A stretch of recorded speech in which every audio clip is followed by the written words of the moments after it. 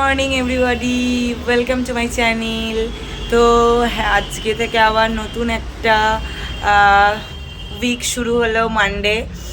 তো তোমরা ভাবছো যে আমি ব্যাগ ফ্যাগ কাঁধে নিয়ে কুর্তি টুর্তি পরে বাড়ির মধ্যে কেন সকাল 10টায় বসে আছি।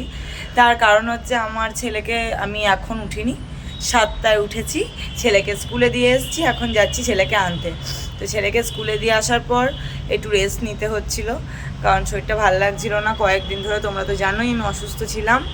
তো এই উইকটাতে প্রে করো যেন এই উইকটায় আমাদের সব কিছু ভালো হয়, কারণ এই উইকটায় একটা খুব শুভ অনুষ্ঠান আছে আমাদের। সেটাও তোমাদের ব্লগটা দেখতে থাকো কন্টিনিউ, আমার ব্লগ প্রত্যেক দিন, তাহলে তোমরা দেখতে পাবে এই উইকে আমাদের কি শুভ অনুষ্ঠান আছে। আর এখন আমি বাজছে প্রায় 10টা 10-15, 10:30টায়ও ছুটি হয়, ওকে আনতে যাব। তার আগে চলে এসেছি আমার ফেভারিট জায়গা, যেটা কিনা আমার বারান্দায়। দেখো, তো বারান্দায় এসে একটুখানি দাঁড়িয়ে তোমাদের সাথে কথা বলে নিই। অলরেডি রোদ এসে আমার মুখের মধ্যে পড়েছে, সানকিস্ট, একে বলে সানকিস্ট অ্যাকচুয়ালি। তো চলো, আমি ব্যাগ ফ্যাগ নিয়ে রেডি হয়ে গেছি। এই যে আমার সেই ব্যাগ, তোমাদেরকে আগেও দেখিয়েছিলাম। তো আমি এখন নিয়ে আসি। আর বাবা গেছেন বাজার করতে, তো আমি বাবাকে যেটা আনতে বলেছিলাম বাজার থেকে, তোমরা বুঝতেই পারছো যে এই বর্ষাকালের কোন জিনিসটা আমি বাবাকে কোন জিনিসটা আনতে বলতে পারি বাজারে গেলে। তো সেটা আনতে চলেছে, আমি অলরেডি ফোনে খবর পেয়ে গেছি। তার আনন্দে আনন্দে আমি এখন ছেলেকে আনতে চললাম। চলো টাটা, এসে দেখাবো ওটাকে কিভাবে রান্না করা হয় বা কীভাবে কী প্রসেসে আমি রান্না করি বা মায়ের রান্না করুক, যা হোক খাওয়া দাওয়াটা দেখাবো। ফুড অ্যান্ড ফান মানে তো দুটোই দেখাতে হবে। তো বারান্দাটা তুমি আমাদেরকে আবারও বিকেলের দিকে পারলে আমি আবার বারান্দায় এসে তোমাদের সাথে কথা বলবো। চল, তার আগে আমার ছেলেটাকে নিয়ে আসি, ও ওয়েট করে বসে আছে। হ্যালো, তো অবস্থাটা দেখো, গলদ ঘর্ম হয়ে গেছে কিনা। ছেলেকে নিয়ে বাড়ি এলাম। তো ডেলি ব্লগ যেহেতু আমার ডেলি যেমন আমি থাকবো সেরকমই তোমাদের দেখতে হবে, কিছু করার নেই। আমি তো আর সিরিয়ালের আর্টিস্টদের মতো সেজে গুজে ব্লগ বানাই না, বানানো যাওয়া সম্ভব নয়। তো তোমাদেরকে যেটা আমি দেখাতে চাই, যেটা বলেছিলাম যে বাবাকে আনতে, তো আমরা তো মধ্যবিত্ত মানুষ, তাই মধ্যবিত্তদের মতোই খেতে হবে আমাদের। আমরা তো আর মুকেশ আম্বানির মতো খেতে পারবো না। ধরো এই যে এনেছে বাবা আজকে, দেখে বুঝতে পারছো আমি আর কিছু বললাম না, মা রান্না করবে। আর আমি চলো ব্রেকফাস্ট করে নিই, প্রচণ্ড খিদে পাচ্ছে, তারপরে আবার কথা বলবো। এতক্ষণে সকাল থেকে ব্রেকফাস্ট নিয়ে বসেছি। বাবা নিয়ে আসছে নানপুরি, মানে পেটের ভেতর অলরেডি 4-5টা ইঁদুরে ছোটাছুটি করছে।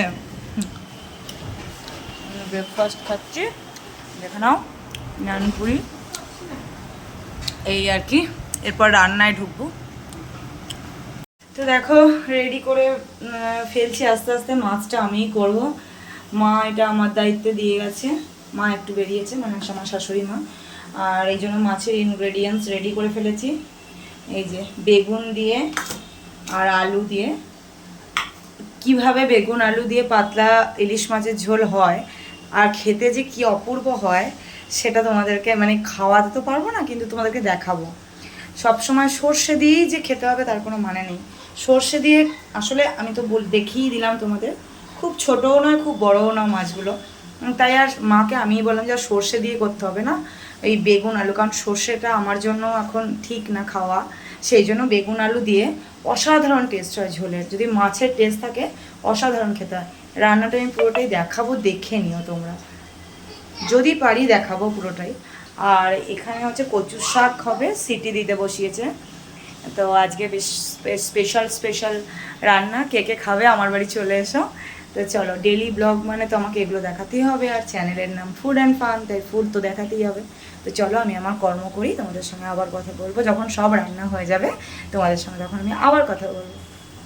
তো হ্যালো এভরিওয়ান, তো তোমাদেরকে দেখাচ্ছিলাম যে কীভাবে তাহলে আমি মাছের ঝোলটা, এই দেখো মাছের ঝোলটা ঠিক এরকম হয়েছে, অসাধারণ খেতে হয়, গন্ধও খুব ভালো বেরিয়েছে। এটা আমি বানিয়েছি, আর এটা মা বানালো কচুর শাকের রেসিপিটা, আমার শাশুড়ি মা। আর এটাও আমি ভেজেছি, এটা হচ্ছে মাছের মাথাটা। তো এই হচ্ছে আজকে লাঞ্চ মেনু। তো এখন আমি আমার ছেলের খাবারটা রেডি করে দিই, তারপর তোমাদের সঙ্গে বিকেলে আবার কথা বলবো। চলো টাটা, বাই। দেখতে পাচ্ছ আমাদের চোখ মুখ ঘুমিয়ে ফুলে গেছে, আর আমরা এই জাস্ট ঘুম থেকে উঠেছি, মানে আমি আর পিকু। মা অনেকক্ষণই উঠেছে, মা ভাজছে হচ্ছে কি যেন, মা কি ভাজছে বলো? আচ্ছা এই যে হচ্ছে মা মালপোয়া ভাজছে। আর আমাদের বাড়িতে আজকে একজন খুব বড় মেহমান আসার কথা ছিল, তার কিনা আগে থেকে বলা ছিল যে রাতে সে থাকবে। মানে কিছু মনে করবেন না আপনারা, এই যে এ হচ্ছে আমাদের বাড়ির অতিথি, সে নাকি আগে থেকে ফোন করে জানাচ্ছে যে সে আমাদের বাড়িতে রাতে থাকবে।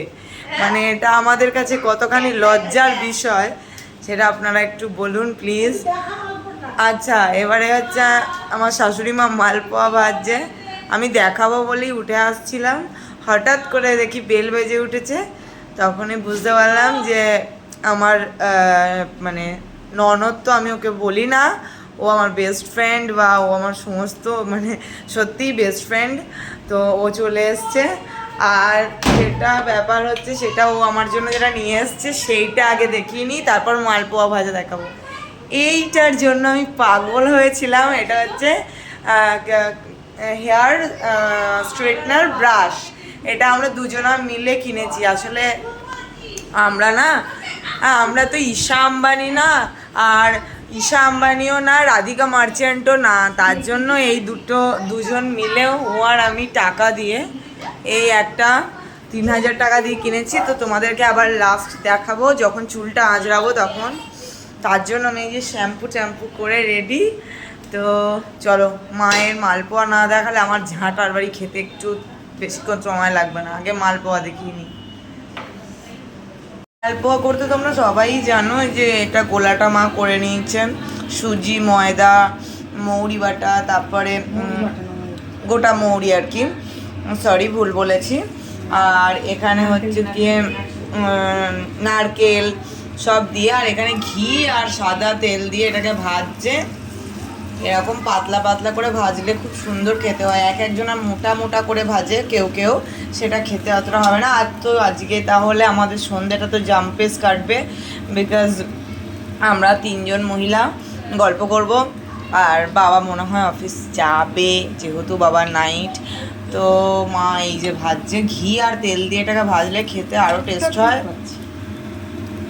এই যে দেখে নাও, আর এতগুলো অলরেডি ভেজে রাখা হয়ে গেছে, দেখো দেখেই লোভ লাগছে, আমার মনে হচ্ছে এখনই খেয়ে ফেলি।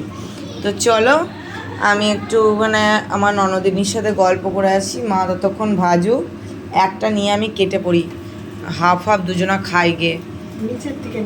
না এইটা ভাঙাচোরা, এটা নিলাম।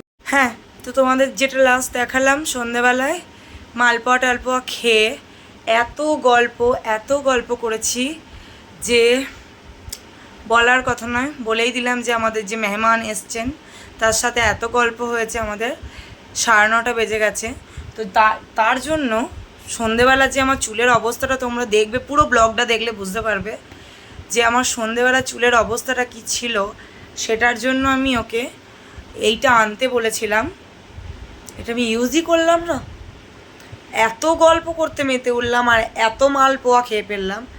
এখন আমি বসে বসে রাত্রি 9:30টার সময় স্ট্রিক্সের সেরাম লাগিয়ে চুলটাকে ঠিক করছি, আর কিছু বলার নেই।